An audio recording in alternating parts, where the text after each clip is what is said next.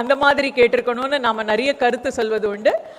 திரு பாண்டே அவர்களுடைய உரையின் இறுதியிலே நாம் அவரிடம் கேள்வி கேட்கலாம். ஆஸ்க் பாண்டே நிகழ்ச்சியும் இருக்கிறது. அதனால உங்களுடைய கேள்விகளோடு அண்ணனுடைய உரையை கேட்க தயாராகுங்கள். அண்ணா, the stage is yours.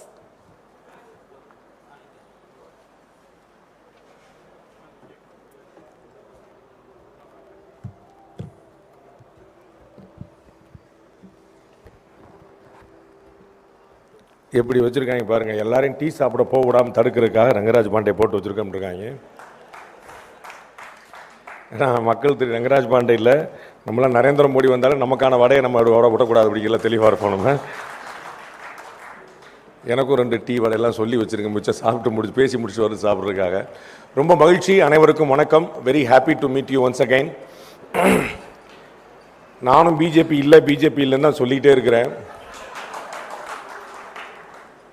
தம்பி ராஜவேல் நாகராஜன் ஆமாம் நான் பிஜேபி தான் சொல்லி முடிச்சிட்டாரு. அது பிரச்சனை கிடையாது. நம்ப மாட்டேன்றாங்க. நம்ம சுந்தரராமன் தலைமையிலான அணி எப்படியாவது நம்மளை பாண்டே ஒரு பிஜேபியில் ஆக்கி விட்டுருவோம் அப்படிங்கிற மாதிரி கிளம்பி, நான் அடிக்கடி சொல்வேன், தமிழ்நாட்டில் எங்கே ரோட்டரி கிளப் மீட்டிங் நடந்தாலும் ஹால் புக் பண்ணதுக்கப்புறம் என்னை தான் புக் பண்ணுவாங்க. ரோட்டரி கிளப் மீட்டிங் எங்கே நடந்தாலும் முதல்ல ஹாலை புக் பண்ணுவாங்க, 2வது அது நிலையை வித்துவான் மாதிரி. அதை மாதிரி இந்த ப்ரொஃபஷனல் செல்லில் முதல்ல ரைட் ஓகே ரங்கராஜ் பாண்டே அப்புறம் அடுத்து அப்படின்னு சொல்லிட்டு இந்த மாதிரி நிலை வித்துவான் பேர் தான் போட்டு ஆரம்பிப்பாங்க போல். சகோதரர் KT ராகவனுடைய தலைமையில் இந்த அணிகள் பிரிவுகள்லாம் வந்த பிறகு ஒரு பெரிய எழுச்சி நான் பார்க்க முடியுது. கும்பகோணத்தில் நீங்கள்லாம் பார்த்துருப்பீங்க, ஒரு பியூட்டிஃபுல்லான அரங்கம் நிறைந்த இல்லை, அரங்கம் பிதுங்கி வழிஞ்சு வெளியில் விடாத மழையிலும் ஒரு அருமையான ஒரு கூட்டம் பிரம்மாண்டமாக நடத்தி காட்டினார். அதுபோல் அவருடைய இந்த அணிகள் பிரிவுகளுக்கான தலைமை ஏற்ற பிறகு நிறைய விஷயங்கள் எழுச்சியாக நடக்குதுங்கிற பார்க்குறேன்.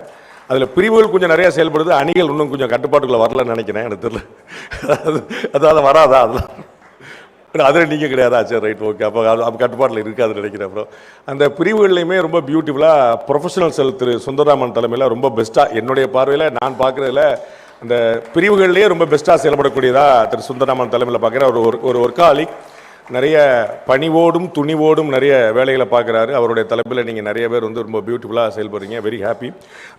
களம் 2026 எப்படி இருக்குது அப்படின்னு கேட்டிருக்கிறாங்க. அதில் ப்ரொஃபஷனல்ஸ் என்ன செய்யணும் அப்படிங்கிற ஒரு கேள்வி. ப்ரொஃபஷனல்ஸ் தனியாக எதுவும் செய்ய வேண்டியதில்லை, எல்லாரும் போடுற மாதிரி ஓட்டு போடணும். தம்பி இந்த வாட்டர் பாட்டில் கொடுக்குறியா தம்பி? மிக்சிங் ஏதாவது வச்சுருக்கியா? எல்லோரும் என்ன பார்ப்பாங்களா வாட்டரை பார்ப்பாங்களா? சொல்லு, நீயே சொல்லு, நல்லா இருப்ப. Thank you very much. So professionals என்ன செய்யணும் அப்படிங்கிற ஒரு முக்கியமான ஒரு கேள்வி. ப்ரொஃபஷனல்ஸ் என்ன செய்யணும்? எல்லாரையும் போல் முதல்ல ஓட்டு போடணும். அதான் ரொம்ப முக்கியம். இந்த ப்ரொஃபஷனல்ஸில் ரொம்ப முக்கியமான பிரச்சனை என்ன அப்படின்னா, சார் இன்னைக்கு நாடு இருக்கிற இருப்பில் ஆல் பொலிட்டீஷியன் சார் ஒரி வச்சிட்டார், ஒன்றும் செய்ய முடியாது. என்ன செய்யறது? நம்ம ஓட்டு போட்டிருக்கலாம், ஆனால் அலையன்ஸுக்கு சீட்டு கொடுத்தாச்சே அப்படிமா. அலையன்ஸுக்கு சீட்டு கொடுத்தா பரவாயில்லையே, இந்த ஆளை கேண்டிடேட்டாக போட்டாங்களே. அப்போ நிறைய ரிசர்வேஷன்ஸ், ஏன்னா திங்கர்ஸாக இருக்கிறாங்க பாருங்கள், நிறைய சிந்திக்கக்கூடியவர்களாக, அடுத்த கட்டத்தில் சமுதாயத்தில் நகர்ந்தவர்களாக, நடுத்தர வர்க்கத்துக்கு மேலே நகர்ந்தவர்களாக இருக்கும்போது நமக்கு என்ன வந்துடுது அப்படின்னா, இதெல்லாம் நம்ம ஓட்டு போடணுமா கான்ட்ரிபியூட் பண்ணணுமாங்கிற வந்துடுது. ஒரு ப்ரொஃபஷனலாக நீங்கள் செய்ய வேண்டிய வேலை ஓட்டு போடுவது, அது ரொம்ப முக்கியம். குறைந்தபட்சம் இந்த அரங்கத்தில் கூடியிருக்கிறவர்களாவது ஒவ்வொருத்தரும் ஒரு 15 பேரை ஓட்டு போட வைப்பேன் அப்படின்னு, ஒவ்வொருத்தரும் ஒரு 15 பேரை ஓட்டு போட வைப்பேன் அப்படின்னு சொல்லி சொன்னாலே நீங்கள் அதுக்கு மேலே நீங்கள் கட்சிக்கு செய்ய வேண்டிய விஷயம் வேறு எதுவுமே இருக்காது. அட்லீஸ்ட் ஒரு 15 நீங்கள் ஓட்டு போட்டு, நான் போய் நின்று கூட்டு போனேன், அது பிஜேபிக்கு ஓட்டு போட்டும் வேற எந்த கட்சிக்காக ஓட்டு போட்டோம், அது பிரச்சனை இல்லை. அது அப்புறம் நம்ம சொல்லிட்டுங்க மாற்றி கூட போட்டு போகிறேன். ஆனால் நான் கூட்டு போனேன், நான் வழிநடத்த, அது அப்புறம் நம்ம சொல்லிட்டுங்க மாற்றி கூட போட்டு போகிறேன். ஆனால் நான் கூட்டு போனேன், நான் வழிநடத்தினேன், அவனை நான் ஃபாலோ பண்ணேன், அவனை ஓட்டு போட வச்சேன்னு ஒரு 15 பேரையாவது நீங்கள் கொண்டு போய் நிப்பாட்டினீங்கன்னா அது உங்களுக்கு ஒரு பெரிய லெவலில் ஹெல்ப் பண்ணும். உங்களுக்கு தெரிஞ்சிருக்கும், திருமங்கலம் ஃபார்முலா அப்படின்னு ஒன்று கேள்விப்பட்டிருப்பீங்க. அதில் எங்கள் அண்ணன் திரு அழகிரி அவர்கள் செய்தது இந்த மைக்ரோ மேனேஜ்மெண்ட் தான். 3:30 மணிக்கு சாயந்தரம் உட்கார்ந்துருக்கிறாரு, சொன்னார் அப்படின்னு சொல்லிட்டு ஓட்டு போட்டாங்க. 85% போலி. இதுதான் மைக்ரோ மேனேஜ்மெண்ட். உள்ள பூத்தில் உட்காந்து யார் யார் ஓட்டு போட்டா, யார் யார் ஓட்டு போடல, யார் யார் ஓட்டு போடணும் அப்படிங்கிற பார்த்துட்டு தெளிவாக கொண்டு எல்லாருமே ஓட்டு போட வைக்கிறது. அதுதான் ரொம்ப முக்கியமாக நீங்கள் செய்ய வேண்டியது. SIR புண்ணியத்தில் தமிழ்நாட்டில் கிட்டத்தட்ட நீங்கள் செய்ய வேண்டியது. SIR புண்ணியத்தில் தமிழ்நாட்டில் கிட்டத்தட்ட 97 லட்சம் பேரை காலி பண்ணி விட்டாச்சு. அப்போ பெர்சன்டேஜ் ஆட்டோமேட்டிக்காகவே கூடும். அதை தாண்டி நீங்கள் இன்னும் அதிகமாக கொண்டு வரக்கான வழியை பார்க்கணும். SIRல உங்களுக்கு தெரிஞ்சிருக்கும், ப்ரொஃபஷனல் செல்ஸோடைய அடுத்த முக்கியமான வேலை நான் நினைக்கிறது நிறைய முக்கியமான வேலை நான் நினைக்கிறது, நிறைய உருப்படியான விஷயங்கள்ல மக்கள்கிட்ட கொண்டு போய் சேர்க்கணும். அது வந்து ரொம்ப பெரிய லேகிங்கா இருக்கு. அது வந்து இல்லவே இல்லை தமிழ்நாட்டில். 80 கோடி பேருக்கு 5 வருஷம் முழுக்க முழுக்க விலை இல்லாமல் ஒரு பைசா செலவு இல்லாமல் ரேஷன் பொருட்கள் கொடுக்கப்பட்டிருக்கு. கொஞ்சம் யோசிச்சு பார்க்கணும். 5 வருஷம் இடைவிடாமல் எவ்ரி மந்த் 80 கோடி பேருக்கு விலை இல்லாமல் ரேஷன் பொருட்கள் கொடுக்கப்பட்டிருக்கு. எல்லாருமே தமிழக முதலமைச்சர் ஸ்டாலின் தான் கொடுத்திருக்காரு நினைச்சிட்டு இருக்கு. எல்லாருமே தமிழக முதலமைச்சர் ஸ்டாலின் தான் கொடுத்திருக்காரு நினைச்சிட்டோம். ஏன்னா ரேஷன் கடையில் உட்கார்ந்துருக்கிற ஆட்கள் எல்லாருமே வந்து கீழேருந்து மேலேருந்து எல்லாருமே பாக்கெட்டில் வந்து தளபதி படத்தை போட்டு உட்காந்துருக்காங்க. அப்போ என்ன அவங்க தான் கொடுத்துருக்காங்க. அப்போ இது யார் கொடுத்தா, யாருடைய ஃபண்ட் அப்படிங்கிற கேள்வியே இல்லாமல் போச்சு. அதனால தான் என்ன செஞ்சுருக்காங்க, கொஞ்சம் கூட தயக்கம் இல்லாமல் திரு உதயநிதி ஸ்டாலின் தான் என்ன செஞ்சுருக்காங்க, கொஞ்சம் கூட தயக்கம் இல்லாமல் திரு உதயநிதி ஸ்டாலின் அவர்கள் 27 பைசா நான் சொல்ல போகிறேன், ₹1 கொடுத்தா 27 பைசா தான் வருது, தமிழ்நாட்டுக்கு ஃபண்டே வரல அப்படின்றாங்க. பாரத பிரதமர்லேருந்து மிக சமீபத்தில் புதுக்கோட்டையில் பேசின நம்முடைய உள்துறை அமைச்சர் திரு அமித்ஷாலேருந்து, நம்முடைய மாநிலத்தை சேர்ந்த திரு அமித்ஷாலேருந்து, நம்முடைய மாநிலத்தை சேர்ந்த அண்ணன் எல் முருகன்லேருந்து எல்லாருமே தொடர்ந்து சொல்லிட்டு வர்றாங்க. ஆதாரபூர்வமாக ஆவணபூர்வமாக சொல்லிட்டு வராங்க. லாஸ்ட் 10 இயர்ஸில் மட்டும் தமிழ்நாடுக்கு சென்ட்ரல் கவர்மெண்ட் 11 லட்சம் கோடி ரூபாய் ஒதுக்கி இருக்கிறது. 11 lakh crore. 11 லட்சம் ஒதுக்கி இருக்கிறது. 11 lakh crore. 11 லட்சம் கோடி ரூபாய் ஒதுக்கி இருக்குது. ஆனா ₹1 கூட ஒதுக்கல, ₹1 கூட ஒதுக்கலன்னா இவங்கள மாதிரி ஒதுக்கலங்கிற கவலையை சொல்லிட்டாங்களா என்னன்னு தெரியல. அது 11 லட்சம் கோடி ரூபாய் வந்திருக்கு அப்படிங்கிறத மக்கள்கிட்ட கொண்டு போய் சேர்க்க வேண்டிய கடமை இருக்கு. இப்போ இந்த எஸ்ஐஆர் அப்படிங்கிறது வந்து எல்லாரும் பயங்கரமா ஒரு பூச்சாண்டி மாதிரி கருதுனாங்க. உங்களுக்கு தெரியும் எஸ்ஐஆர் வந்திருக்கு, எஸ்ஐஆர் வந்துருச்சு அப்படின்னா தமிழ்நாட்டில இருந்து சத்தம் போடாத கட்சியே கிடையாது. ஏடிஎம்கே கொஞ்சம் கன்ஃபியூஷன் ஆகி என்ன செய்யலாம்னு இருந்துச்சு. பிஜேபி மட்டும்தான் வந்து வழக்கம் போல மைனாரிட்டியா வந்து இல்லை ரொம்ப நல்லது நல்லதுன்னு சொல்லிட்டு இருந்துச்சு. பீகார்ல எஸ்ஐஆர் வந்து சமீப காலங்களில் அறிமுகப்பட்ட திரும்பி ரீஇன்ஃபோர்ஸ் பண்ணது வந்து பீகார்ல இதே மாதிரி வந்து கிட்டத்தட்ட 66 லட்சம் பேருக்கு மேல வந்து பெயர்கள் நீக்கப்பட்ட போது குய்யோ முறையோன்னு கத்துனாங்க. ரூலிங் பார்ட்டி திரும்ப ஆட்சிக்கு வந்துருச்சு. பிஜேபி கூட்டணி அங்க திரும்ப ஆட்சிக்கு வந்துருச்சு. யூ ஓன்ட் பிலீவ், பிஜேபி கூட்டணி அங்க திரும்ப ஆட்சிக்கு வந்துருச்சு. யூ ஓன்ட் பிலீவ், அந்த எஸ்ஐஆர் 66 லட்சம் பேர் போனதுல நீக்கப்பட்டதுல பிஜேபி கவர்மெண்ட் திரும்ப வந்த பிறகு ஒருத்தர் கூட வாயை திறக்கல. எத்தனை ஆயிரம் கேஸ் போட்டிருக்கணும், என் பேர் இல்லைன்னு எத்தனை லட்சம் பேர் முற்றுகையிட்டு இருக்கணும், ஆனா ஏதாவது நடந்துச்சானா எதுவுமே கிடையாது. லட்சம் பேர் முற்றுகையிட்டு இருக்கணும், ஆனா ஏதாவது நடந்துச்சானா எதுவுமே கிடையாது. 66 லட்சம் பேர் அங்க வந்து பீகார்ல போயிருச்சு. பிஜேபி திரும்ப ஆட்சிக்கு வந்துச்சு. தமிழ்நாட்டில் 97 லட்சம் பேர் வந்து நீக்கப்பட்டுருச்சு. 97 லட்சம் பேர் போயிருச்சு. அப்ப தமிழ்நாட்டில் வந்து நீக்கப்படுறதுக்கு முன்னாடி இந்த எஸ்ஐஆர் இம்ப்ளிமெண்ட் பண்ணும்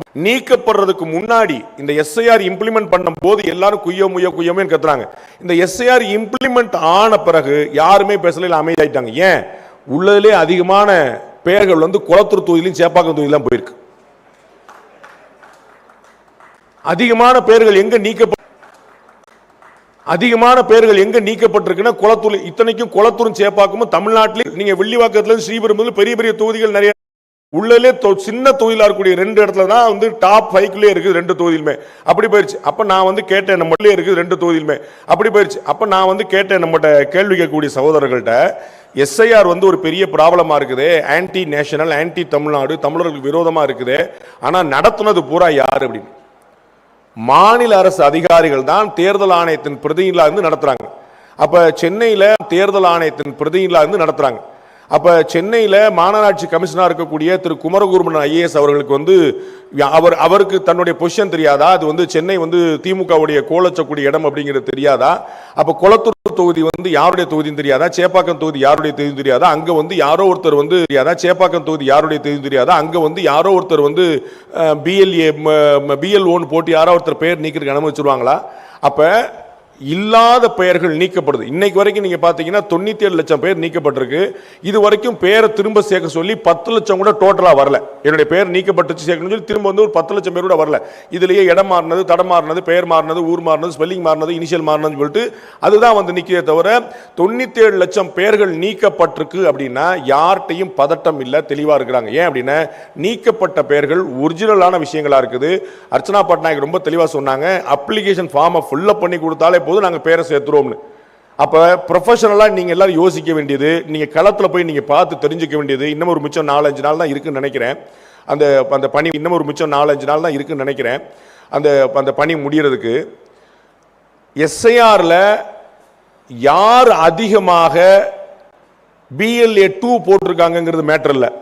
BLA 2 அதிகமாக போட்டிருக்கல. If I am not wrong, BJP தமிழ்நாட்டின் 3வது பெரிய கட்சியாக இருக்கிறாங்க.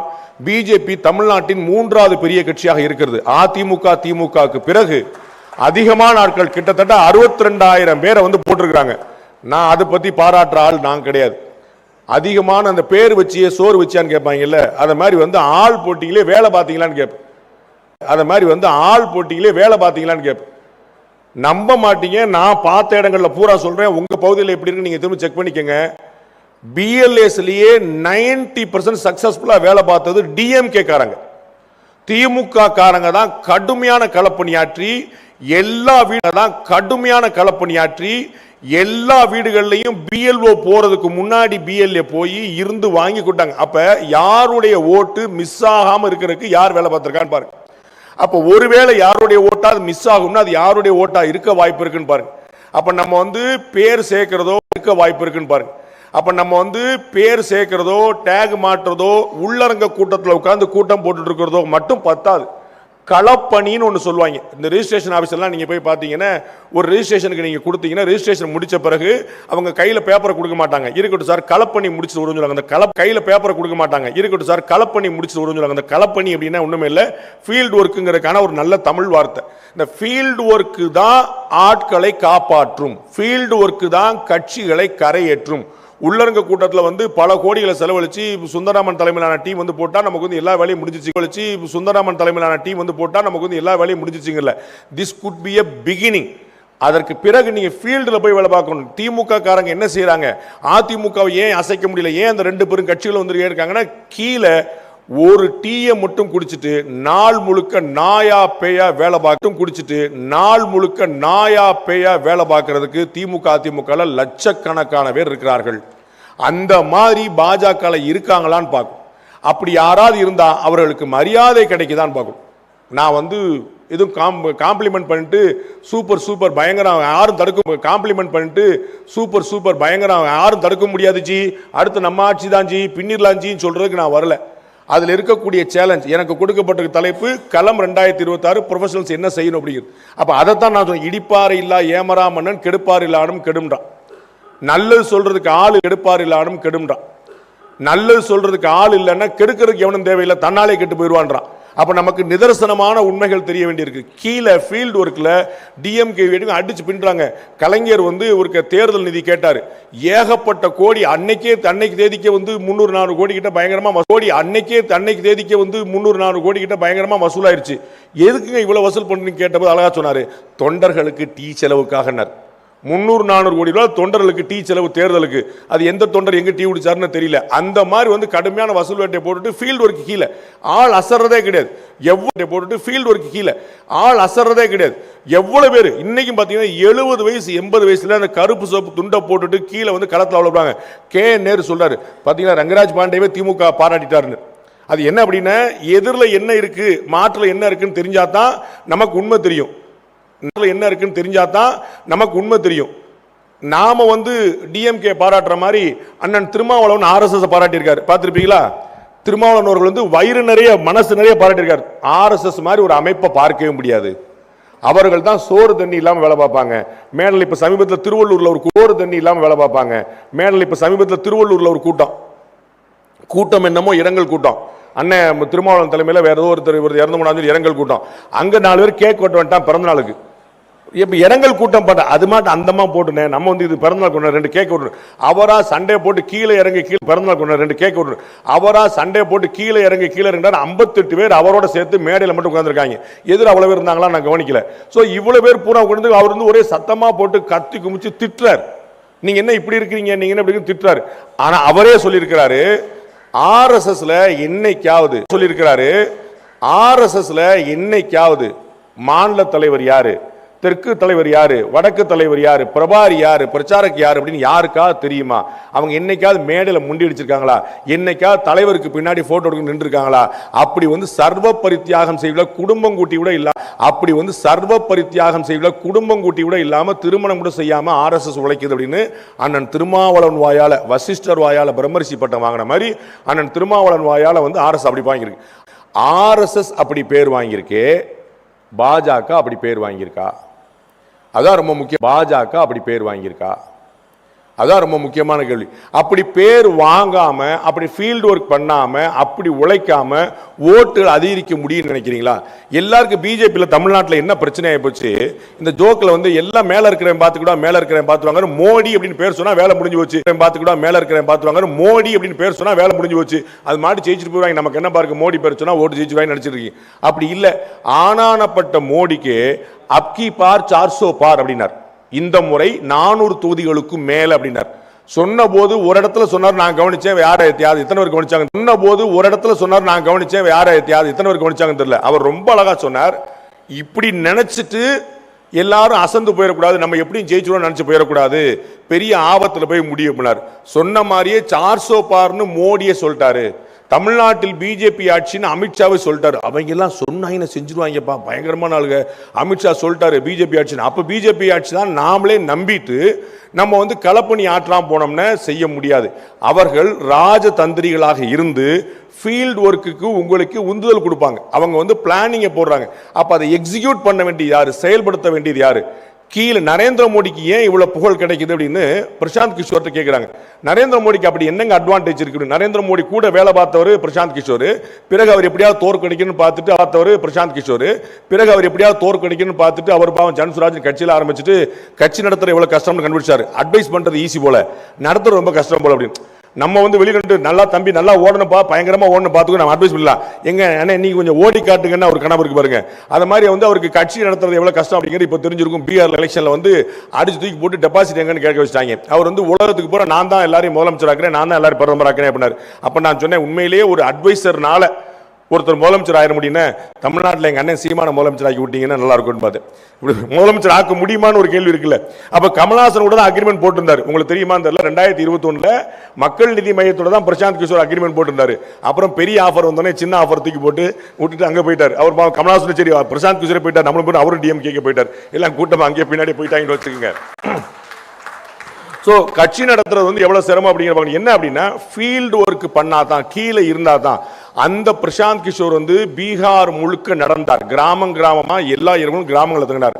அவர்கிட்ட வந்து நரேந்திர மோடியுடைய அட்வான்டேஜ் என்னன்னு கேட்ட போது அவர் சொன்னார், நரேந்திர மோடிக்கு இருக்கக்கூடிய ஃபீல்டு எக்ஸ்பீரியன்ஸ், தரை அனுபவம் இந்தியாவில் இன்னொரு தலைவருக்கு இல்லை அப்படின்னு. அவர் தான் இந்தியாவில் முழுக்க எப்படி நம்ம மகா பெரியவர் எனக்கு தெரிஞ்சு இந்தியா முழுக்க 3 முறை பாத யாத்திரையாவே போயிருக்கிறாரோ, அதனால நரேந்திர மோடி அவர்கள் இந்தியா முழுக்க சுத்தி இருக்கார். அவர் இந்தியாவில் எந்த ஊர் பேரை சொன்னாலும், தேர்தல் காலத்தில் சுத்தக்கூடிய அரசியல்வாதி இல்லை. அவர் வந்து பிரச்சாரக்கா இருந்த காலத்துல சுத்தக்கூடிய அரசியல்வாதி இல்லை. அவர் வந்து பிரச்சாரக்கா இருந்த காலத்துல இருந்து அவ்வளவு சுத்தி இருக்கார். அதனால என்ன தெரியுது, ஒவ்வொரு ஊருக்கும் அதனுடைய தன்மை என்னன்னு தெரியுது. அதனால தான் இப்ப இவங்க டிஸ்கஷன்ல பேசிட்டு இருந்தது போல ஒவ்வொரு ஊருக்கும் லோக்கலா யோசிக்கிறார். ஒவ்வொரு ரயில்வே ஸ்டேஷனுக்கும் ஒரு ப்ரொமோஷன் போட்டு, ரயில்வே ஸ்டேஷன் எங்க ஊர் ரயில்வே ஸ்டேஷன்ல பால்கோவா விற்கிறாங்க, ஒரு ப்ரொமோஷன் போட்டு ரயில்வே ஸ்டேஷன் எங்க ஊர் ரயில்வே ஸ்டேஷன்ல பால்கோவா விற்கிறாங்க. ஸ்ரீவில்லிபுத்தூர் ரயில்வே ஸ்டேஷன்ல பால்கோவா ப்ரொமோட் பண்ணணும். ஏன்னா எங்க ஊர்ல பால்கோவா ரொம்ப ஃபேமஸ் ஆனது. அதை கவர்மெண்ட் ஆஃப் இந்தியா ப்ரொமோட் பண்ணி யாரோ ஒருத்தருக்கு ஸ்டால் வச்சு கொடுத்து நீ போய் பால்கோவா வில்லேஜ் சொல்றாங்க. அந்த மாதிரி லோக்கல் ப்ராடக்ட்டை வந்து விற்கணும் அப்படிங்கிற ஒரு ஐடியா எங்கேயோ டெல்லியில உட்கார்ந்துக்கூடிய ஒரு பாரத பிரதமர் இருக்குன்னா ஏன் அப்படின்னா, எங்கேயோ டெல்லியில உட்கார்ந்துக்கூடிய ஒரு பாரத பிரதமர் இருக்குன்னா ஏன் அப்படின்னா, அவருக்கு திரையை விட தரை நன்றாக தெரியும். அவருக்கு தெரியக்கூடிய திரை கிட, ஸ்கிரீன் கிட, தரை. அப்ப நாம அந்த ஃபீல்ட் ஒர்க் பண்ணல அப்படின்னா அவருடைய கனவுகள் கனவுகளாவே நிற்குங்கிறத மறந்துடக்கூடாது. குளோபல் இன்னோவேஷன் இண்டெக்ஸ்ல நமக்கு வந்து நரேந்திர மோடி அவருடைய ஆட்சி வந்த பிறகு என்ன நடந்ததுன்னு பார்க்கணும். முன்னாடி இல்லாம வந்து அமெரிக்காவை பத்தி கவலைப்பட்டு இருந்தாங்க, ட்ரம்ப் என்ன பண்ணுவார் அப்படின்னு. ட்ரம்பால இந்தியாவை ஒன்றும் பண்ண முடியாதுங்க ரொம்ப தெளிவா தெரியும். அதற்கான காரணம் நரேந்திர மோடி அவர்கள் மட்டுமல்ல. இந்தியா வந்து ஒரு பெரிய உற்பத்தி நாடு மட்டுமல்ல, இந்தியா ஒரு பெரிய மார்க்கெட். இது வந்து உங்களுக்கு நினைவு இருக்கும், பாரத பிரதமராக வாஜ்பாய் அவர்கள் இருந்த போது அதே அமெரிக்கா ஸ்டைலே லான்ல உட்கார்ந்து நாங்கள் அணுகுண்டு போட்டோம்னு அறிவிச்சார். அணுகுண்டு போட்டோன்னு பாரத பிரதமர் அறிவிக்கிற வரைக்கும் அமெரிக்காக்காரனுக்கே தெரியாது. அமெரிக்காக்காரன உளவுத்துறை எல்லாம் பிடிச்சி பெண்டை நிமித்து விட்டு முதல் அடிச்சு வெளுத்து விட்டுட்டாங்க. என்னடா பண்ணிட்டு இருக்கேன், நம்ம வந்து உலகம் முழுக்க எவ்வரி இன்ச் எவ்வரி சென்டிமீட்டர் நம்ம பார்த்துட்டு நினைக்கிறோம். அணுகுண்டே போட்டு எடுத்து முடிச்சிட்டாங்க. அவன் சொன்ன பிற வரைக்கும் தான் தெரியும், யாருக்குமே தெரியாதுன்னு. உங்களுக்கு தெரியும், திரு கலாம் தலைமையிலான குழுவினர் வந்து எவ்வளவு பிரில்லியண்டா போட்டுட்டு பொக்ரான் 2 அந்த அணு ஆயுத சோதனை உலகத்தில் யாருக்குமே தெரியாம நடத்தி முடிச்சு நாம் அறிவிக்கிறோம், யாருக்குமே தெரியாது. அப்ப இந்தியாவுக்கு சாங்ஷன்ஸ் போட்டாங்க, பொருளாதார தடைகள் விதித்தார்கள். இந்தியா மீது பொருளாதார தடைகள் அமெரிக்கா விதித்தார்கள். இந்தியா மீது பொருளாதார தடைகள் அமெரிக்கா விதிச்சது. அசரவே இல்லை. எப்பா உன்னுடைய பேஸ்ட் இல்லைன்னா நான் வேப்பங்குச்சி எடுத்து தேய்ச்சி போய்கிட்டே இருப்பேன். பேஸ்ட் வித்தா உனக்கு தான் மார்க்கெட்டு, இல்லைன்னா நான் வேப்பங்குச்சி வச்சுட்டு போயிடுவேன், இல்லாட்டி நான் வந்து சாம்பலை கூட வச்சு தேய்ச்சிட்டு போயிடுவேன். அப்புறம் தெரிஞ்சுட்டாங்க நம்மளால ரொம்ப டேஞ்சரான ஆளுப்பா அப்படின்னு சொல்லிட்டு மார்க்கெட் விட்டுறக்கூடாதுன்னு அவனே அதை வாபஸ் வாங்கினான். நம்ம யாருன்னு சொல்லிட்டு மார்க்கெட் விட்டுறக்கூடாதுன்னு அவனே அதை வாபஸ் வாங்கினான். நம்ம யாருமே பாரத பிரதமர் வாஜ்பாய் போய் யார்கிட்டையுமே கெஞ்சல. அப்ப இந்தியா ஒரு பெரிய மார்க்கெட். இங்கேயே 140 கோடி ஆள் இருக்கிறான். திருப்பூருடைய டெக்ஸ்டைல்ஸ் என்ன யாரும் கவலைப்படல. நம்மால் ரொம்ப கௌரவமாயிட்டான். இந்தியாவுக்கு தானே ஆர்டர் போடுற பிரச்சனை எல்லா திருப்பூர் கம்பெனிக்காரங்களும் போறா வந்து பிரச்சனை எல்லா திருப்பூர் கம்பெனிக்காரங்களும் போறா வந்து ஸ்ரீலங்கால ஒரு கம்பெனி ரிஜிஸ்டர் பண்ணி வச்சாங்க. ஒரு பேருக்கு மட்டும் ஒரு லெட்டர் பண்ண ஸ்ரீலங்கால போட்டு வச்சாங்க. அங்கிருந்து அனுப்பிட்டு இருக்காங்க. இங்கிருந்து அவனுக்கு ஒரு பிசினஸ் ஆச்சு, அங்கிருந்து போச்சு. நமக்கு வந்து கையை காலை கட்டி போட்டு 2 பக்கமும் காலில் பூரா கம்பியை சுத்தி விட்டு வாயில பிளாஸ்டரை ஒட்டி விட்டுட்டு உருட்டி விட்டுட்டு ஓட்டப்போட்டில் ஃபர்ஸ்ட் வந்தனால பிளாஸ்டரை ஒட்டி விட்டுட்டு உருட்டி விட்டுட்டு ஓட்டப்போட்டில் ஃபர்ஸ்ட் வந்தனால வந்துருவான். நம்மால் அசரவே மாட்டாங்க. நம்மளால அவ்வளவு பெரிய கெட்டிக்காரங்க. அப்ப அமெரிக்கா இல்ல, அவங்களுக்கு பெரிய அப்பா டக்கர் வந்தாலும் ஏன் ரொம்ப எளிமையான பாயிண்ட். ட்ரம்ப் பார்க்கிற ஒரே பிரதமர் நரேந்திர மோடி. ஆனா நரேந்திர மோடி பார்த்த 4வது அதிபர் அவரு. அங்க அமெரிக்கால அவர் 4 பேர் பார்த்தாரு.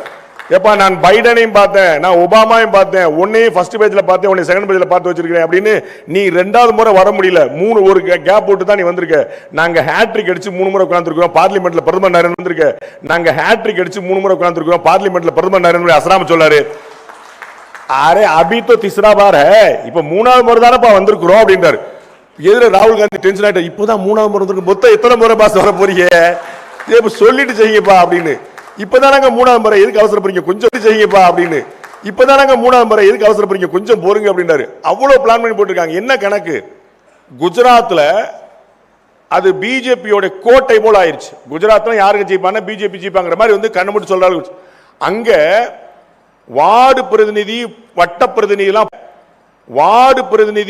வட்ட பிரதிநிதிலாம் போட்டது போக பன்னா பிரமுக் அப்படின்னு சொல்லிட்டு பேஜ் வாரியா ஒரு ரெப்ரசன்டேட்டிவ் வச்சிருக்காங்க. வாக்காளர் பட்டியல் இருக்கு பாத்தீங்களா, வாக்காளர் பட்டியல் புக்கா இருக்கும் பாத்தீங்களா, அதுல ஒவ்வொரு பேஜுக்கும் ஒரு பிஜேபி காரர். 12 பேர் இருக்கக்கூடிய இடத்துல ஒருத்தன் பிஜேபி காரனா, 12 பேர் இருக்கக்கூடிய இடத்துல ஒருத்தன் பிஜேபி காரனா இருக்கணும்னு சொல்லிட்டு பூத் ஏஜென்ட் இல்ல, பன்னா பிரமுக் பேஜ் வாரியா. அப்ப எவ்வளவு டீப் ரூட் அவுட் பண்றாங்க. அந்த ஊரை சேர்ந்த நரேந்திர மோடியோ அந்த ஊரை சேர்ந்த அமித்ஷாவோ எப்பா குஜராத்ல தான் எங்களை யாரும் அசைக்க முடியாது நினைச்சிட்டு போகல, இன்னமும் அசைக்க முடியாது நினைச்சிட்டு போகல, இன்னமும் மைக்ரோ மேனேஜ்மெண்ட் பண்ணி இந்த தேர்தலுக்கு வந்து பன்னா பிரமுக் வச்சுட்டாங்க. அடுத்த தேர்தலுக்கு வீட்டு பிரமுக்கே வச்சிருவாங்க. உங்க வீட்டுல 5 பேர்னு நான் வந்து ஒருத்தர், உங்க ஊர்ல 5 பேர்ல என் கட்சிக்கார ஒருத்தர் இருக்கணும்னு சொல்லிடுவாங்க. பஸ் நாங்கெல்லாம் பரம்பரை டிஎம்கே, அதெல்லாம் கிடையாது, உங்க ஊர்ல இருந்து ஒருத்தர் வரணும்னு சொல்லிட்டு அந்த மாதிரி போட்டுருவாங்க. அப்ப அவ்வளவு உங்க ஊர்ல இருந்து ஒருத்தர் வரணும்னு சொல்லிட்டு அந்த மாதிரி போட்டுருவாங்க. அப்ப அவ்வளவு மைக்ரோ மேனேஜ்மெண்ட் வேலை பார்க்கறாங்க. அந்த வேலையை நீங்கள் பார்த்தால் தான் நடக்கும். அப்ப பாரத பிரதமர் நரேந்திர மோடி வந்த பிறகு என்ன நடந்திருக்கு அப்படின்னா, இன்னோவேஷன் அதிகமாயிருக்கு. நாம ஒரு காலத்தில் அமெரிக்காவையும் பிரிட்டனையும் ஜெர்மனியும் சைனாவையும் மட்டும் நம்பி எல்லா பொருட்களும் அங்கிருந்து வரும், சைனாவை மட்டும் நம்பி எல்லா பொருட்களும் அங்கிருந்து வரும். நாம வந்து வெறும் தொட்டியா மட்டும் இருப்போம், வாங்கக்கூடிய ஆட்களா மட்டும் இருப்போம்ங்கிறத தாண்டி நாங்கள் உற்பத்தி செய்து உலகத்துக்கு அனுப்புவோம் இடத்துக்கு கொண்டு நிப்பாட்டி இருக்காங்க. இன்னைக்கு உலகத்தில் எங்க நீங்க ஆப்பிள் போன் வாங்கினாலும் அது இந்தியாவில் உற்பத்தி செய்யப்பட்டதா இருக்கும், மேட் இன் இந்தியாங்கிற பேண்டோட. அமெரிக்கா உற்பத்தி செய்யப்பட்டதா இருக்கும், மேட் இன் இந்தியாங்கிற பேண்டோட. அமெரிக்காவுக்கு போகக்கூடியதா இருக்கு நம்ம ஆப்பிள் போனே. அந்த கருப்புல உட்கார்ந்து அமெரிக்கால ஒரு போனை வந்து மேட் இன் இந்தியா வாங்க வேண்டிய நிலைமை. அவன் மேட் இன் அமெரிக்கான்னு போட்டு இருந்ததை நம்ம இந்தியாவில் வாங்கியிருந்தாலும் மாற்றிவிடாச்சு. இது தாண்டி இது வந்து நம்ம ப்ரொடக்ஷன் சைடு. இதை தாண்டி இன்னோவேஷன்ல பாத்தீங்கன்னா ஐஐடி சென்னை மட்டுமே, இதை தாண்டி இன்னோவேஷன்ல பாத்தீங்கன்னா ஐஐடி சென்னை மட்டுமே 5 நாட்களுக்கு 3 பேட்டன்ட்கள் வாங்குகிறது.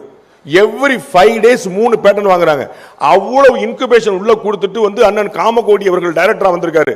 எனக்கு தெரிஞ்சு ஒரு ஐஐடியோட டைரக்டர் மெத்த படிச்சவர், ஒரு ஐஐடியோட டைரக்டர் மெத்த படிச்சவர், பாஸ்போர்ட் கூட கிடையாது அவருக்கு. என்ன ஏன் கேட்கிறாரு, நான் எதுக்கு வெளிநாடு போகணுன்றாரு. கற்பனை பண்ண முடியுமா இந்த மாதிரி மனிதர்களை? வெளிநாட்டுக்காரர் இங்க வரட்டும் பாஸ், ஐஐடியில் அவனுக்கு அட்மிஷனை போடுறேன், நான் எதுக்கு அங்க போகணுன்றாரு. இந்த மாதிரி ஒரு ஆச்சரியமான ப்ரொஃபஷனல்ஸ், அப்ப அவருக்கு போகணுன்றாரு. இந்த மாதிரி ஒரு ஆச்சரியமான ப்ரொஃபஷனல்ஸ், அப்ப அவருக்கு பாஸ்போர்ட் கிடையாது, வெளிநாட்டுக்கு டிராவல் பண்ணதே கிடையாது, வெளிநாடுகள் ஆட்கள் இங்க கொண்டு இருக்க மாட்டார். அவருடைய தலைமையில் ஐஐடி சென்னை வந்து மிக தரமாக இயங்கி 5 நாட்களுக்கு 3 பேட்டன், எவ்ரி 5 டேஸ்க்கு வந்து 3 பேட்டன் கூட்டிட்டே போறாங்க. அப்ப வந்து எவ்வளவு பேட்டன்ஸ்க்கு வந்து 3 பேட்டன் கூட்டிட்டே போறாங்க. அப்ப வந்து எவ்வளவு பேட்டன்ஸ் வந்து வாங்கிட்டு ஐஐடி மூலமாக மட்டுமே யோசிச்சு பாருங்க. அப்ப இந்தியா முழுக்க இன்னோவேஷன், புதிய விஷயங்கள். நாம எப்படி இங்க கோயம்புத்தூர் வந்து சொல்ல வேண்டியதே இல்லை, உலகத்துக்கு கிரைண்டருங்கிற ஒரு கான்செப்ட் அறிமுகப்படுத்தி ஒரு புறம் அரைக்க விட்டதில் வந்து நம்ம ஊர் மாதிரி ஒரு ஊர் பார்க்க முடியாது, ஒரு புறம் அரைக்க விட்டதில் வந்து நம்ம ஊர் மாதிரி ஒரு ஊர் பார்க்க முடியாது. டில்ட்டிங் கிரைண்டர்ல இருந்து மெல்டிங் கிரைண்டர் வரைக்கும் என்னென்னமோ போட்டு வச்சிருக்காங்க. பல பேர் கட்சி ஆரம்பிக்கும் போது கிரைண்டர் யூஸ் பண்ணி தான் எல்லா கோலையும் சேர்த்து உள்ள போட்டு ஒரு கிரைண்டர் கோலையும் சொல்லி போட்டு வச்சிருக்காங்க.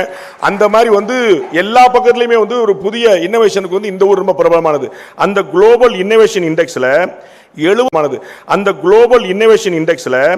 76வது இடத்துல இருந்த இந்தியா இந்த ஆண்டு 2025 கடந்த ஆண்டு வந்து 39வது இடத்துக்கு முன்னேறி குளோபலா, வேர்ல்டு வைடா 39 நம்முடைய இடம் இல்ல, 2, 3ல வந்து நிக்கும். ஆனா 75 வருஷமா நம்ம ஒர்க் பண்ணல. அப்ப 75 வருஷமா நம்ம ஒர்க் பண்ணல. அப்ப 75 வருஷமா ஒர்க் பண்ணா கொஞ்சமா புஷ் பண்ணி போன வருஷம் 39 இடத்துக்கு வந்து நிக்குது. QS வேர்ல்டு யூனிவர்சிட்டி ரேங்கிங்ல 2015 வரைக்கும், 1947 இருந்து 2015 வரைக்கும் இந்திய பல்கலைக்கழகங்கள் வெறும் 15 பல்கலைக்கழகங்கள் தான் இருந்துச்சு. வெறும் 15 பல்கலைக்கழகங்கள் தான் இருந்துச்சு குளோபல் ரேங்கிங்ல. உலக தரம் வாய்ந்த பல்கலைக்கழகங்களுடைய பட்டியலில் இந்தியாவில இருந்து வெறும் 15 பல்கலைக்கழகம் தான் அந்த ரேட்டிங்ல இருந்துச்சு. இன்னைக்கு 54 பல்கலைக்கழகங்கள் இருக்குது. 2015 இருந்து இப்ப மட்டும் 54. இந்தியா சுதந்திரம் பெற்றிலிருந்து வெறும் 15 யூனிவர்சிட்டி. இப்ப இந்த கடந்த 11 வருஷத்துல மட்டும் 54 யூனிவர்சிட்டிஸ் பாருங்க. ஹையர் எஜுகேஷன் இன்ஸ்டிடியூஷன், உயர்கல்வி நிறுவனங்கள், கல்லூரிகள், பல்கலைக்கழகம் போன்ற ஹையர் எஜுகேஷன் நிறுவனங்கள் பாத்தீங்கன்னா 1947 இருந்து 2015 வரைக்கும் 51,534, 15 வரைக்கும் 51,534 இருந்துச்சு. இந்தியா முழுக்க 51,000 பல்கலைக்கழகங்கள், கல்லூரிகள் இருந்தன, உயர்கல்வி நிறுவனங்கள். இந்த 2015க்கு பிறகு இந்த 10 ஆண்டுகள்ல மட்டும் 70,018 உயர்ந்திருக்கிறது. அப்ப ஜஸ்ட் இமேஜின் பாருங்க, 75 வருஷமா பண்ண விஷயங்களை அப்படியே டபுள் ஆக்கியிருக்காரு வெறும் 10 வருஷத்துல. எவ்வளவு இன்னும் நிறைய சொல்லிக்கிட்டே போலாம்னு வச்சுக்கோங்களேன். ஐஐடி வந்து 16 இருந்துச்சு, 23 ஆக்கி இருக்கிறாரு. இப்படி ஒவ்வொரு பட்டியலா நம்ம சொல்லிட்டே போலாம். அப்ப சென்ட்ரல் கவர்மெண்ட் வந்து செயல்படுகிறது, வேலை பார்க்குது, வெறும் வாய் பேசல. அவர்கள் வந்து திமுகவினர் போல மற்றவர்கள் போல மேடையில் முழங்கிட்டு அப்படிங்கிற போல அவங்க வந்து கீழே களமிறங்கி வேலை பார்க்கிற. அதனால தான் 360 டிகிரி இந்தியா வந்து குரோத்ல நிக்குது. யோசிச்சு பாருங்க, இந்தியா வந்து குரோத்ல நிக்குது. யோசிச்சு பாருங்க, பாரத பிரதமர் நரேந்திர மோடி அவர்கள் சமீப காலமா எங்கேயாவது எந்த கட்சியில பாலிடிக்ஸ் பேசி நீங்க பாக்குறீங்களா? இங்கிருந்து கூட்டணிக்காக போகிறவர்கள் யாரை பார்க்கிறார்கள்? மோடியை பார்க்கிறாங்களா, அமித்ஷாவை பார்க்கிறாங்களா? அப்ப மோடியை பார்க்கிறாங்களா, அமித்ஷாவை பார்க்கிறாங்களா? அப்ப மோடி பாலிடிக்ஸ் பேச மாட்டாரா? மோடி அலையன்ஸ் பேச மாட்டாரா? இவர் தான் பண்ணணுமா? ரஷ்ய அதிபர் புதின் பாரத பிரதமர்கிட்ட கேட்கிறாரு, இந்த அஜித் தோவல் யாரோ ஒரு டெரர் வச்சிருக்கீங்களாமேங்க, இந்த அஜித் தோவல் யாரோ ஒரு டெரர் வச்சிருக்கீங்களாமேங்க, 007 மாதிரி, ஜேம்ஸ் பாண்ட் மாதிரி போராடம் பூரா கண்ணில் வரல விட்டாரு, அவரை கொஞ்சம் 2 நாள் அனுப்பிடுங்க, என்ன மேட்டர் நான் கேட்டுக்கிறேங்க. அஜித் தோவலை கேட்டு வாங்கி பெற்று 2 நாள் 1-to-1 தனி டிஸ்கஷனை நடத்தியிருக்கிறார் ரஷ்ய அதிபர் புதின். இதுல முக்கியமான விஷயம், அஜித் தோவலுக்கு வந்த அழைப்போ எடப்பாடி பழனிசாமி அமித்ஷா சந்திப்போ கிடையாது. இந்த அலோகேஷன் ஆஃப் ஒர்க் பாரத பிரதமர் நரேந்திர மோடி அமித்ஷாவிடம் கட்சி பொறுப்புகளை கொடுத்திருக்கிறார். நான் நாட்டை பார்த்துக்கிறேன், நீ கட்சியை பார்த்துக்கிறேன்னு சொல்லிட்டார். எங்கேயாவது ஒரு இடத்துல பாரத பிரதமர் நரேந்திர மோடிக்கு ஒரு பயம் வந்து, அமித்ஷா கட்சியை தூக்கிட்டு போயிடுவானோ, நம்ம பேரை சொல்லி தூக்கிட்டு போயிடுவானோ, நம்ம பேரை சொல்லாம போயிட்டா என்ன செய்யறது, அவர் நான் தான் கட்சி நடத்துறேன்னு சொல்லிட்டாருன்னு என்ன பண்றது அப்படின்னு ஒரு வார்த்தை யோசிச்சிருந்தாருன்னு அந்த அலோகேஷன் நடந்திருக்குமா? அப்ப பிறருக்கு வேலையை பகிர்ந்து கொடுத்தல் பாரத பிரதமருடைய பெருந்தன்மை. அதற்கு குந்தகமில்லாமல் செயல்படுவது அமித்ஷாவுடைய கடமை. யோசிச்சு பாருங்க, அஜித் தோவல் உளவுத்துறை கிங்கு, அவரை கூப்பிடுறாங்க. அப்ப நம்ம உளவுத்துறை தகவல்லாம் நம்மால் உளறிடுவாரோ? இவர் போய் எங்க சொல்லிட்டா என்ன ஆகுது? அப்ப நமக்கு கிடைச்சிருக்கக்கூடிய ஒரு பொக்கிஷம் அவர் கிடைக்கலாம நினைக்கல. நம்மால் அங்க போய் பொக்கிஷம் அவர் கிடைக்கலாம நினைக்கல. நம்மால் அங்க போயிட்டு புதின் என்ன செய்யறாருன்னு உளவு பார்த்து வந்துருவாருன்னு தெரியும். உங்களுக்கு புரியுங்களா? அப்ப அந்த மாதிரியான விஷயத்தை புரிந்து கொள்வது, அடுத்தவர்களுக்கு பணியை பகிர்ந்தளிப்பது, பகிர்ந்தளிக்கப்பட்ட வேலையை கடமை போல செய்வது, இதுதான் மெசேஜ். வேலையை கடமை போல செய்வது, இதுதான் மெசேஜ். பகிர்ந்தளிக்கப்பட்ட வேலையை கடமை போல செய்வது, ஜாப் இல்ல, ஒர்க் இல்ல, டியூட்டி. DUTY, டியூட்டி ஃப்ரீ நமக்கு தெரியும். டியூட்டி ஃப்ரீ இல்ல, ஃப்ரீ டியூட்டி. டியூட்டி ஃப்ரீ இல்ல, ஃப்ரீ டியூட்டி. கடமை, அது முக்கியம். அந்த கடமையை செய்யல அப்படின்னா உரிமையை கேட்கறதுக்கான வாய்ப்பு கிடையாது. எனக்கு தெரிஞ்சு பாரதிய ஜனதா கட்சி மாதிரி மெம்பரா சேரும் போதே பதவி கொடுக்கிற ஒரு கட்சி இந்தியாவிலே பார்க்க முடியாது. சேரும் போதே பதவி கொடுக்கிற ஒரு கட்சி இந்தியாவிலே பார்க்க முடியாது. அவன் உள்ள வரும்போதே ஜி என்ன போஸ்டிங் ஜி, நமக்கு ஒரு பார்த்து போடுங்க ஜி, ஒரு மாநில போட்டு கொடுங்க ஜி. இன்னைக்கு காலில் மட்டும் 18 மாவட்ட தலைவரை பார்த்துட்டேன். என்னது மாவட்ட தலைவரா? இல்ல ப்ரொஃபஷனல்ஸ் இல்லை அப்படின்னாரு. அவர் மெதுவா இல்ல ப்ரொஃபஷனல்ஸ் இல்லை அப்படின்னாரு. அவர் மெதுவா உள்ள வரும்போது மாவட்ட தலைவர் தான் சொல்றாங்க. மாவட்ட தலைவர் இல்ல ப்ரொஃபஷனல்ஸ் இல்லை ஜி. அது அப்புறமா ராகவனுடைய புண்ணியத்தில் ஒரு மொத்தம் 50-60 செல்லு வேற வச்சிருக்காங்க. ஏகப்பட்ட செல்லு. எல்லாரும் நிர்வாகி, எல்லாரும் ஓகே, நிர்வாகி எல்லாரும் ஓகே. என்ன நடந்திருக்குன்னு பார்க்கணும், என்ன செஞ்சிருக்குன்னு பார்க்கணும். பொறுப்பு வாங்கணுமே, பொறுப்பா இருக்கிறோமான்னு பார்க்கணும், அந்த பொறுப்பை செயல்படுத்தணுமான்னு பார்க்கணும். அப்ப பாரத பிரதமர் நரேந்திர மோடி உழைக்கிறார், அமித்ஷா உழைக்கிறார், அஜித் தோவல் உழைக்கிறார், நாடு முழுக்க உழைத்து அவர்கள் ஓடா செய்யறாங்க. உழைக்கிறார், நாடு முழுக்க உழைத்து அவர்கள் ஓடா செய்யறாங்க. நாம என்ன செய்யறோம்னு பார்க்கணும். திராவிட முன்னேற்ற கழகமோ அனைத்து இந்திய அண்ணா திராவிட முன்னேற்ற கழகமோ சுலபமாக அசைக்கக்கூடிய சக்திகள் கிடையாது. அவங்க ஒரு பக்கம் அதிமுக தனிப்பெரும்பான்மை ஆட்சி வரும்னு சொல்லிட்டே இருக்கிறாங்க. நீங்க இந்த பக்கம் என்டிஏ ஆட்சி வரும்னு சொல்லிட்டே இருக்கீங்க. என்ன நீங்க இந்த பக்கம் என்டிஏ ஆட்சி வரும்னு சொல்லிட்டே இருக்கீங்க. என்ன ஆட்சி தான் வரும் நாங்க பார்க்க தான் உட்கார்ந்துட்டு இருக்கிறோம். அது அப்புறம். ஆனால் என்டிஏ ஆட்சி வரணும் எப்படி? இருக்கிறது மொத்தம் 234 தொகுதி. அண்ணன் நயினார் எவ்வளவு சீட் வாங்குவார்னே தெரியல. எனக்கு ஏதோ கொடுத்து பார்த்து போட்டு கொடுங்கன்னு சொல்லுவார் நினைக்கிறேன். நாங்க இந்த பக்கம் பிஜேபி குரூப் இந்த பக்கம் பிஜேபி குரூப் பழைய இந்தியன் கணக்கு வச்சுட்டா ஒரு 70 சீட் வாங்கலாம், 80 சீட் வாங்கலாம் சொல்லிட்டு இருக்கோம். எல்லா டிவிலையும் அவங்களே அலகேஷன் பண்ணிடுறாங்க. நயினார் நாயந்தூர் எடப்பாடி பழனிசாமி என்ன பேசுறான்னு தெரியல. டிவியில் அவங்க பூரா பேசிட்டு இவருக்கு 20 சீட்டு, அவருக்கு 6 சீட்டு, இவருக்கு 3 சீட்டு தான். அண்ணன் டிடிவி எங்களுக்கு 6 சீட்டு, எங்களுக்கு 6 சீட்டு என்று வந்த செய்தி தவறு. அண்ணன் டிடிவி எங்களுக்கு 6 சீட்டு, எங்களுக்கு 6 சீட்டு என்று வந்த செய்தி தவறானது.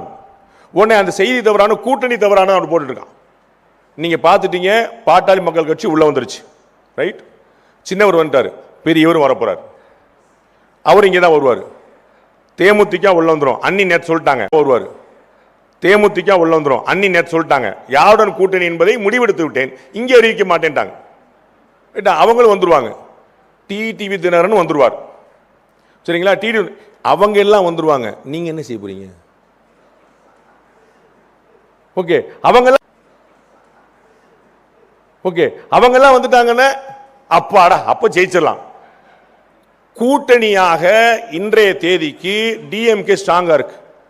அதற்கு இணையான ஸ்ட்ரென்த் என்டிஏ கூட்டணிக்கு வரப்போகுது, நோ டவுட். 2021 2024 ரெண்டும் கிளப், நோ டவுட். 2021 2024 ரெண்டும் கிளப் பண்ண டிடிவி உள்ள சேர்த்த ஒரு வலுவான என்டிவா வரும்னு நினைக்கிறேன். எங்களுடைய கணக்கு யாராவது உள்ள புந்து கெடுத்து விடாம இருந்தா சரிதான். அது வரைக்கும் வரும்னு நினைக்கிறேன். அதுல ஒன்றும் குழப்பம் இல்லை.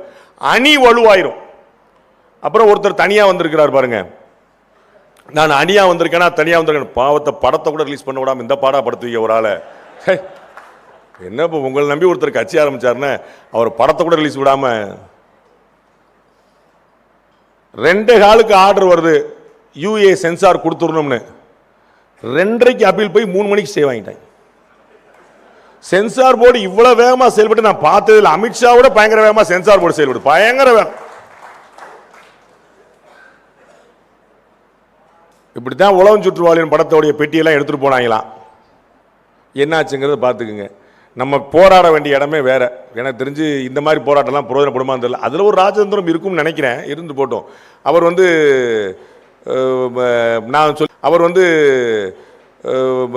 நான் சொல்லி ஒரு ஒரு ஒரு பெரிய ஒரு சாமியார் ஒருத்தர் வந்து பற்றி எங்கள் அண்ணன் வந்து அவர் எப்படிப்பட்ட ஆள் அப்படின்னு கேட்டார்.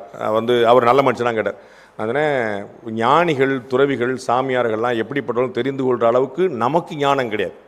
அது அவர்களை கொள்கிற அளவுக்கு நமக்கு ஞானம் கிடையாது. அது அவர்களை ஸ்கேல் போட்டு பார்க்கறதுக்கு நமக்கு ஞானம் வேணும்ல. இவர் எப்படி அதனால் நமக்கு சொல்ல தெரியாது. அது மாதிரி அமித்ஷாவுடைய ராஜேந்திரத்தெல்லாம் கரைத்து குடித்து விட்டார்லாம். அது பக்கம்லாம் நம்ம போக முடியாது. சாணக்கியருக்கெல்லாம் பயங்கர சாணக்கியர் அவர். நம்ம ஓரமாக தம்மாந்தோண்டு சேனலில் சாணக்கியன் பேர் வச்சிருந்தா ஆயிருமா? அது ஒரிஜினல் சாணக்கிய யாருங்கிறத பார்க்கணும்ல. அவருடைய ராஜேந்திரமா அது ஒரிஜினல் சாணக்கிய யாருங்கிறத பார்க்கணும்ல. அவருடைய ராஜேந்திரங்கள் நமக்கு புரியவில்லை. நமக்கு வந்து அந்த கனையாளில் ஒரு பெரிய கவிதை படித்த நிறைய இடங்களில் சொல்லியிருக்கேன். உங்களுடைய அற்புதங்கள் எனக்கு அற்பமானவை, உங்களுடைய அற்புதங்கள் எனக்கு அற்பமானவை, என்னுடைய அற்புதங்கள் உங்களுக்கு அறிமுகமே, என்னுடைய அற்புதங்கள் உங்களுக்கு அறிமுகமே ஆகாதவை. அண்ணன் அமித்ஷா அப்படிதான் சொல்லுவார். தம்பி நீ படிச்ச ஸ்கூல் ஹெட்மாஸ்டர் அண்ணன், என் ராஜ்யத்தில் உனக்கு புரியாதா, உட்கார்றா உட்கார்றா அப்படின்னு சொல்லுவார் போல. அந்த அளவுக்கு கடுமையான வேலையில் இறங்கி பார்த்துருக்குறாங்க. நம்ம வந்து தெளிவா திரு விஜய் அவர்கள் கட்சி ஆரம்பிச்ச போது எல்லாரும் பயந்துட்டு இருந்தாங்க. ஆஹா, அவர்கள் கட்சி ஆரம்பிச்ச போது எல்லாரும் பயந்துட்டு இருந்தாங்க. ஆஹா, இது ஏடிஎம்கே பிஜேபி அலையன்ஸோட ஓட்டை பிரிச்சிருமோன்னு. அண்ணன் கடுமையா களப்பணியாற்றி டிஎம்கே ஓட்டை பிரிக்கிறதுக்கான ஏற்பாடு பண்ணாரு. அதனால வந்து நீங்க படத்தை சீக்கிரம் ரிலீஸ் பண்றதுக்கான ஏற்பாடு நீங்க நன்றியோடு அதை தான் செய்யணும். நீங்க முதல் முறையாக எம்ஜிஆருக்கு பிறகு எம்ஜிஆர் இருந்தவரை சிறுபான்மை வாக்குகளும் அதிமுகவிடம் தான் இருந்தன.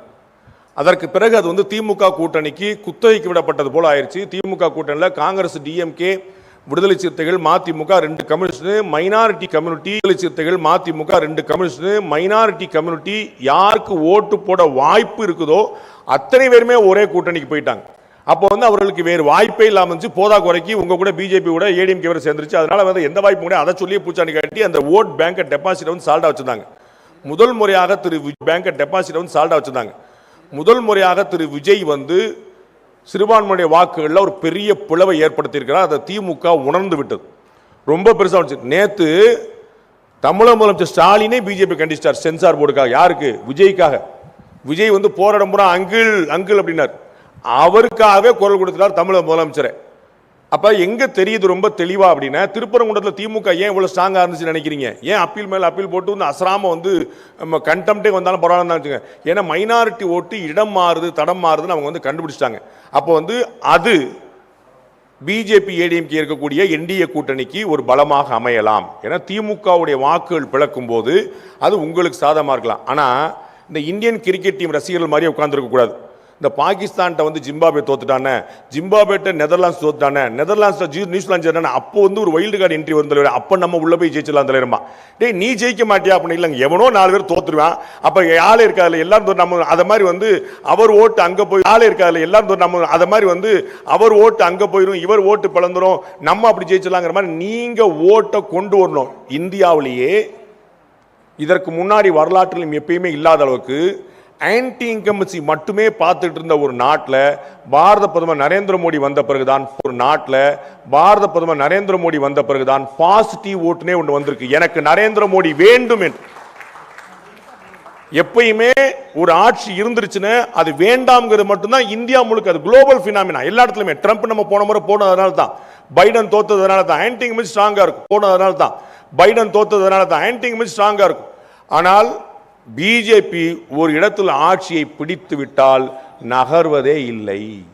ஒருக்க உட்கார்ந்தாங்க. ஏன் வந்து இன்னும் தமிழ்நாட்டில் பிஜேபி அண்ணன் எல்முருகன் அவருடைய யாத்திரை எல்லாருடைய உழைப்பினால, அண்ணன் எல்முருகன் அவருடைய யாத்திரை எல்லாருடைய உழைப்பினால 4 எம்எல்ஏ போன முறை. இந்த முறை கட்டாயமா டபுள் டிஜிட்டுங்கிறது 10லேருந்து 99 வரை. அண்ணன் நயினார் வந்து டபுள் டிஜிட் எங்க வைக்க போறாருங்க நம்ம பார்க்கணும். டபுள் டிஜிட்ல கேரண்டியா இருக்குது.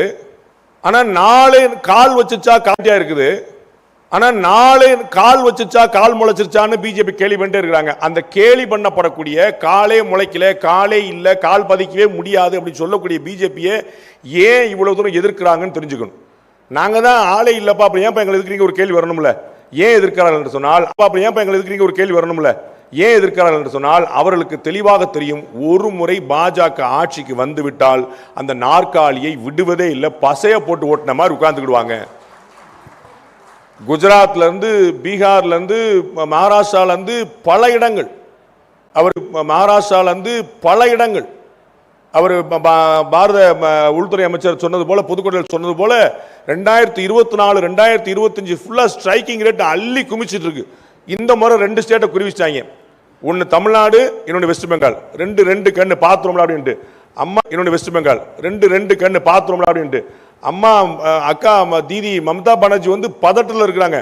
பேப்பர் எல்லாம் பிடிங்கி கிழிக்கிறாங்க. இடி ஆபீசர்ஸ் போல சண்டைக்கு போறாங்க. அவங்க என்ன செய்யறேன்னு தெரியாம போட்டு அவ்வளவு இதா. இன்னும் போன முறையே அவங்க வந்து கிட்டத்தட்ட 90 சீட் வந்துட்டாங்க. இந்த மாதிரி எப்படி ஆட்சியை பிடிச்சாங்க? அந்த ஊர்ல காங்கிரஸும் கிடையாது, கம்யூனிஸ்டும் கிடையாது. அப்ப இது வந்து நேரடியாக திரிணாமுல், காங்கிரஸும் கிடையாது, கம்யூனிஸ்டும் கிடையாது. அப்ப இது வந்து நேரடியாக திரிணாமுல் வர்சஸ் பிஜேபி நிலைமையில தான் இருக்குது. அதனால வந்து ஒரு கடுமையான ஒரு அதிருப்தியில் இருக்கிறாங்க. தமிழ்நாட்டிலே அந்த பதத்தை பார்க்கிறோம். ஏன் அப்படின்னா பிஜேபி ஒரு முறை வந்துவிட்டால் மறுமுறை இறங்காது, அவர்கள் நிலைத்து நின்றார்கள். அப்ப இந்த நம்பிக்கை மக்களுக்கு இருக்கு. என்கிட்ட வெளியில் ஒருத்தர் கேட்டார், சார் களம் மக்களுக்கு இருக்கு. என்கிட்ட வெளியில் ஒருத்தர் கேட்டார், சார் களம் பேச போறீங்க, களம் எப்படி சார் இருக்கு அப்படின்னு கேட்டார். நான் அவர்கிட்ட சொன்னதான் அவங்கள்ட்ட சொல்ல வரேன். களம் தயாராக இருக்கிறது. ஆட்டக்காரர்களாக நீங்கள் தயாராக இருக்கீங்களான்னு பார்த்துக்கங்க. பிளேயர் ரெடியான்னு பார்த்துக்கங்க. கிரவுண்ட் ரெடி, கிரவுண்ட் வந்து பார்த்துக்கங்க. கிரவுண்ட் ரெடி, கிரவுண்ட் வந்து ரொம்ப பியூட்டிஃபுல்லா இருக்கு. ஆன்டி இன்கம்பன்சி இருக்குது. அதை யார் பயன்படுத்திக்கிறதுல நல் வாய்ப்பு இருக்குது. ஒரு ஸ்ட்ராங்கான அலைன்ஸா நீங்க இருக்கிறீங்க. எல்லா வாய்ப்புகளும் இருக்கிறது. நீங்களா பார்த்து கெடுத்து விட்டாதான் உண்டு. அப்ப நாம ஒரு பிளேயரா பார்த்து கெடுத்து விட்டாதான் உண்டு. அப்ப நாம ஒரு பிளேயரா எவ்வளவு முக்கியமான விஷயத்தை செய்யணுங்கிற பார்த்துக்கோங்க. காங்கிரஸ் கட்சி 2021 25 சீட்டை வாங்கி 18 சீட்டு அடிச்சிட்டாங்க. அவங்களுடைய ஸ்ட்ரைக்கிங் ரேட் எப்படி இருக்குன்னு பாருங்க. பியூட்டிஃபுல்லா அடிச்சாங்க. இன்னைக்கு அண்ணன் மாணிக்கம் தாக்கூர் பியூட்டிஃபுல்லா அடிச்சாங்க. இன்னைக்கு அண்ணன் மாணிக்கம் தாக்கூர் புண்ணியத்தில் ஆட்சியில் பங்கு, அதிகாரத்தில் பங்குன்னு கடுமையாக முரண்டு பிடிக்கிறாங்க. அப்ப நீங்கள் காங்கிரஸ் கட்சியோட போட்டி போடணும். காங்கிரஸ் கட்சி தான் பாஜகவுக்கு பிரதான எதிர்ச்சி. ஆனா எதுல போட்டி போட்டுருக்கீங்க? கோஷ்டி பூசல்ல. காங்கிரஸ் கட்சிக்கு சற்றும் குறைவில்லாத பூசல்ல. காங்கிரஸ் கட்சிக்கு சற்றும் குறைவில்லாத இடத்துல பாஜக இருக்கு. 2 தலைவர்கள் பேசுறாங்கன்னா 3ஆவது தலைவர் பத்தி தான் பேசுறாங்க. அவர் அப்படி ஜி, இவர் இப்படி ஜி. அந்த ஜியை மட்டும் விட மாட்டாங்க. பொருளை பேசினா கூட ஜி சேர்த்தான் பேசுறாங்க. நல்ல மனுஷங்க. பொருளை பேசினா கூட அதை சேர்த்தான் பேசுறாங்க. மாறி மாறி மாறி யார் காலை யார் வாரி விடனு. அதிமுக கூட்டணியில காலை யார் வாரி விடனு. அதிமுக கூட்டணியில 234 சீட்டு தான் தமிழ்நாட்டுக்குள்ள. 234 சீட்ல ஏடிஎம்கேக்கு, பிஜேபிக்கு, கூட்டணியில் இருக்கக்கூடிய அம்மா மக்கள் முன்னேற்ற கழகம், Tamil Maanila Congress, Pariventhar, AC Shanmugam, John Pandian, AC Shanmugam, John Pandian, புதிய தமிழ் டாக்டர் கிருஷ்ணசாமின்னு நிறைய பேருக்கு கொடுக்க வேண்டியிருக்கு. அப்ப நீங்கள் இருக்கக்கூடிய, நீங்கள் விரும்பக்கூடிய தொகுதியில உங்கள் கட்சிக்கே சீட் இல்லாமல் இருக்கலாம். உங்கள் கட்சிக்கு ஒதுக்கப்பட்ட சீட்டில் கூட உங்களுக்கு இல்லாமல் இருக்கலாம். எனக்கு இல்ல, என் கட்சிக்கு இல்ல, எப்படி நான் வேலை பார்ப்பேன் அப்படின்னு கிளம்பிட்டீங்கன்னா 1996 சூப்பர் ஸ்டார் ரஜினிகாந்த் சொன்னது போலதான், ஆண்டவனால கூட காப்பாற்ற முடியாது. ஆண்டவனால கூட காப்பாற்ற முடியாது. மாறாக 234 தொகுதியும் அருமை சகோதரர் விஜய் சொன்னது போல மதுரை வடக்கு விஜய், மதுரை தெற்கு விஜய், உசிலம்பட்டி விஜய் அப்படின்னு சொன்ன மாதிரி தமிழ்நாடு முழுக்க பாரத பிரதமர் நரேந்திர மோடியே போட்டியிடுகிறார் 234 தொகுதியில். அந்த மோடியே போட்டியிடுகிறார் 234 தொகுதியில். அந்த மாதிரி நினைச்சு நீங்க வேலை பார்த்தா மட்டும்தான் வெற்றி சாத்தியம். 40 தொகுதியோ 50 தொகுதியோ பிஜேபிக்கு என்ன அலாட் ஆகுதோ முடிஞ்சளவு கொஞ்சம் ஏற்றி விடுவோம். 40 50 எவ்வளவு அலாட் ஆனாலும் அதுல 50 எவ்வளவு அலாட் ஆனாலும் அதுல 95% ஸ்ட்ரைக் ரேட், சக்சஸ் ரேட் இருக்கணும். 40 தொகுதி கொடுத்தப்பா 38 எம்எல்ஏக்கள் உட்கார்ந்துருக்காப்பான்னு வரணும். அப்படின்னா தான் அந்த மாதிரியான ஒரு வளர்ச்சி தான் மகாராஷ்டிராலையும் பீகார்லையும் பிஜேபியை நம்பர் 1 கட்சி ஆக்கியது. பிஜேபியை நம்பர் 1 கட்சி ஆக்கியது. அந்த மாநிலங்களில் வேறு கட்சிகள் முன்னிற்க பாஜக 2வது இடத்தில் இருந்தது. ஆளுக்கு பாதி சீட்டு வரைக்கும் பிரிச்சுக்கிட்டாங்க. ஆளுக்கு பாதி சீட்டு பிரிக்கும் போது பாஜக வென்ற அளவுக்கு சிவசேனா வெல்லவில்லை. வென்ற அளவுக்கு சிவசேனா வெல்லவில்லை. பாஜக வென்ற அளவுக்கு இவங்க நிதிஷ்குமாருடைய கட்சி வெல்லவில்லை. அப்ப அதிகமான ஸ்ட்ரைக் ரேட்ல பாஜக இருந்தது. இன்னைக்கு அந்த 2 மாநிலங்களுமே நம்பர் 1 கட்சியா இருக்கிறது. நாளைக்கு பாஜக கூட்டணியில உங்களுக்கு அதிமுக பாஜக எத்தனை சீட் ஒதுக்கப்பட்டாலும் அத்தனை சீட்டையும் வென்று கொடுப்போம்.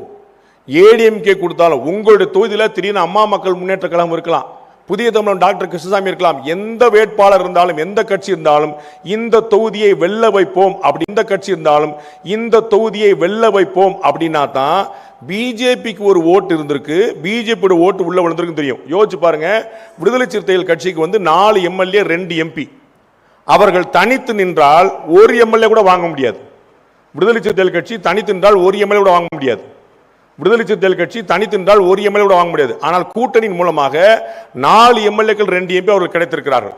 அதனால அந்த கூட்டணியை டிஎம்கே வேல்யூ பண்ணுது, அவர்கள் நம்மோடு இருக்க வேண்டும் என்று விரும்புகிறது. அதுபோல பாஜகவை கூட்டணிக்கு வச்சோம் நாம ஜெயிச்சோம், அப்பாவை கூட்டணிக்கு வச்சோம் நாம ஜெயிச்சோம் அப்படிங்கிற எண்ணம் அதிமுகவுக்கு ஏற்பட வேண்டும். எதனாலப்பா ஜெயிச்சீங்கன்னா பிஜேபியை கூட்டணி வச்சிருந்தோம்ப்பா, நல்ல வேலை ஜெயிச்சோம்ப்பாங்கிற நிலைமை. அந்த அளவுக்கு காரியகர்த்தாக்கள் அப்படின்னு நீங்க சொல்றீங்களே, செயல் வீரர்கள் அப்படின்னு தமிழ்ல சொல்லுவோமே, அந்த வீரர்கள் புற வீரர்கள் அப்படின்னு தமிழ்ல சொல்லுவோமே, அந்த வீரர்கள் புற செயல்ல இருக்கணும், பேச்சுல இல்ல, ஆக்ஷன்ல, கிரவுண்ட்ல, தரையில. அப்ப 234 தொகுதியிலும் அதிமுக கூட்டணியை வெல்ல வைப்பதற்கான உழைப்பை கொடுப்போம்னு சொன்னாதான் களம் உங்களுக்காக காத்திருக்கும். களம் காத்திருக்கிறது, நீங்கள் தயாரான்ற உங்களுக்காக காத்திருக்கும். களம் காத்திருக்கிறது, நீங்கள் தயாரான்ற பார்த்துக் கொள்ளுங்கள். நன்றி, வணக்கம், வாழ்த்துக்கள். இனிய ஆங்கில புத்தாண்டு வாழ்த்துக்கள், பொங்கல் திருநாளுக்கு முன்கூட்டிய வாழ்த்துக்கள். நன்றி, இறைவன் இருக்கட்டும்.